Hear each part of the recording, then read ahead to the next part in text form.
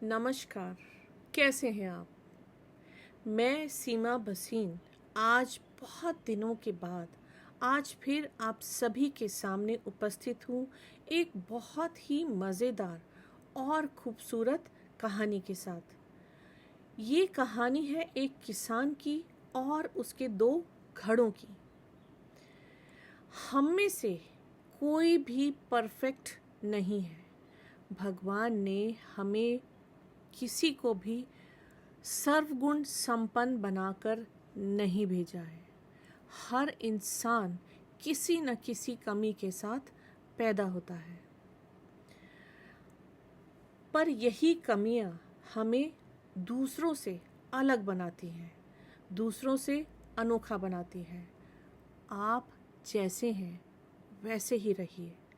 आपको किसी के लिए अपने आप को बदलने की बिल्कुल भी ज़रूरत नहीं। अगर कोई आपको अपने स्वार्थ के लिए बदलना चाहता है तो यकीन मानिए वो आपसे बिल्कुल भी प्यार नहीं करता। वो ईगो है। जब कोई इंसान आपको अपने मुताबिक बदलना चाहता है तो वो आपसे हरगिज़ प्यार नहीं करता। इसीलिए आप जैसे हैं वैसे ही रहिए। चलिए अब मैं आज की कहानी शुरू करती हूँ, जो कहानी है एक किसान और उसके दो घड़ों की कहानी। पहले ज़माने में जो गांव होते थे, गांव वालों को दूर दराज हैंड पंप में या कुएं में या झरनों से पानी भर के लाना पड़ता था। तो ये किसान जो है वो कोसों दूर दो घड़े अपने कंधों पे लाद कर रोज सुबह मीलों चलकर एक झरने से पानी लाया करता था। दोनों शोल्डर्स पे, दोनों कंधों पे एक घड़ा इधर और एक घड़ा इधर उठा के उसने लेके जाना और उसमें पानी भर के वापस लाना।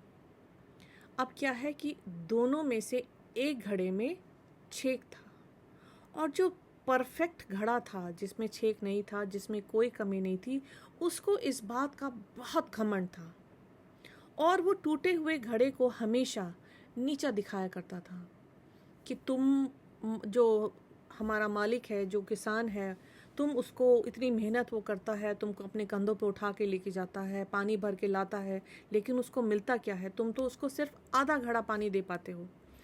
तो इस बात से वो जो टूटा हुआ घड़ा था, और जो कमी वाला घड़ा था, जो छेक वाला घड़ा था, वो बहुत मायूस रहता था। उसको अपनी इस कमी का हर वक्त, हर पल, हमेशा बहुत दुख रहता था। बहुत मतलब मायूसी भरा वो रहता था कि ये किसान इतनी मेहनत करता, इतनी दूर चल के जाता है और वापस आता है तो मैं इसको पूरा पानी दे नहीं पाता, इसको सिर्फ 1.5 घड़ा ही पानी मिलता है।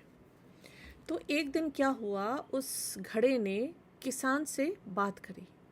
उसने उससे माफ़ी मांगते हुए कहा कि आप इतनी मेहनत करते हैं, आप रोज़ इतनी दूर चल कर जाते हैं, दोनों घड़ों को हमें अपने कंधों पर उठा कर लेके जाते हैं, लेकिन मैं बहुत शर्मिंदा हूँ कि मैं आपको पूरा पानी जो आप भरते हैं घर तक मैं आपको नहीं दे पाता। मैं सिर्फ जब तक हम घर पहुँचते हैं मैं सिर्फ आपको आधा घड़ा ही दे पाता हूँ।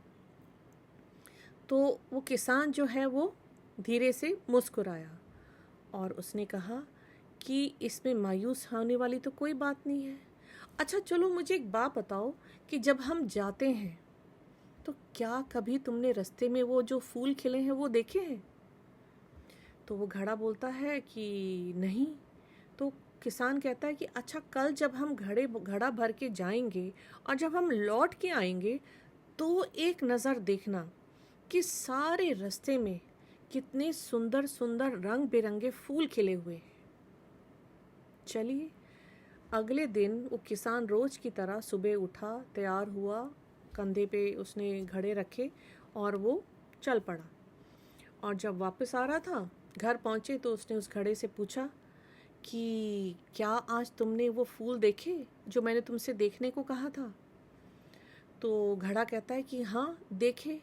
इससे क्या साबित होता है?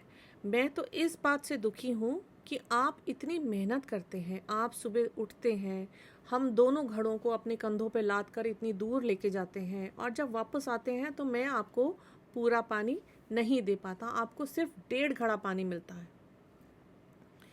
तो वो किसान कहता है कि यही तो बात है, यही तो समझने वाली बात है। तुम्हारी इस कमी से मैं पहले दिन से ही वाकिफ था, मुझे पहले दिन से ही मालूम था कि तुम में एक सुराख है जिसकी वजह से रास्ते भर में पानी छलक जाता है और जब तक तुम घर पहुंचते हो उसमें आधा ही बचता है। और मैं इस बात से हमेशा से वाकिफ था और इसीलिए मैंने सड़क के इस साइड यानी तुम्हारी साइड मैंने रंग बिरंगे फूलों के बीज बो दिए थे। क्या तुमने कभी देखा नहीं कि वो फूल सिर्फ तुम्हारी तरफ ही उगे हुए हैं? तुम्हारी वजह से मैं इतने सुंदर सुंदर फूल उगा पाया, क्योंकि जब हम पानी भर के लौटते हैं तो जो पानी तुमसे छलकता है वो उन छोटे छोटे सुंदर खूबसूरत फूलों के पौधों को सींचता हुआ आता है घर तक, और उन फूलों को मैं अपनी पूजा के लिए इस्तेमाल करता हूँ, अपने घर को और खूबसूरत बनाने के लिए इस्तेमाल करता हूँ। तो तुमने ये कैसे सोच लिया कि तुम्हारी वजह से मेरा नुकसान होता है? अच्छा, तुमने कभी सोचा है कि जो उस सड़क से जितने भी यात्री गुजरते हैं, जितने भी राहगीर गुजरते हैं, उन फूलों की खुशबू से, उन रंग बिरंगे फूलों को देखकर वो कितना मंत्रमुग्ध होते हैं और उन पौधों की सिंचाई करने वाले को कितनी दुआएं देते हैं? क्या तुमने ये सब सोचा है? मैं तुम्हारे अंदर की इस कमी को कमी नहीं मानता, बल्कि इस कमी की वजह से मुझे जो मिलता है उसका तुम अंदाज़ा भी नहीं लगा सकते। काश हर कोई इस किसान की तरह सोचे। ज़िंदगी में हमें ये हक किसी ने नहीं दिया कि हम दूसरों की अच्छाइयों को भूलकर उनकी कमियों को उजागर करें। कई बार क्या होता है कि आप किसी के लिए 100 काम करते हैं और एक काम भूल जाते हैं, और वो आदमी आपको उसी एक काम की बातें सुनाने लगता है। वो आपके 100 कामों को भूल जाता है और उस एक काम के लिए तुमने मेरे लिए ये नहीं किया। क्या ये सही है? मेरे हिसाब से ये सही नहीं है। अगर किसी ने आपके लिए 100 काम किए हैं तो उनको याद रखिए। अपनी ज़िंदगी में अच्छे, खुश रहने वाले जो पल आपको खुशियाँ देते हैं उनको ऊपर रखिए। जिन पलों को याद करके, जिन बातों को याद करके आपको दुख हो, आपको तकलीफ़ हो, उन पलों को भूल जाइए।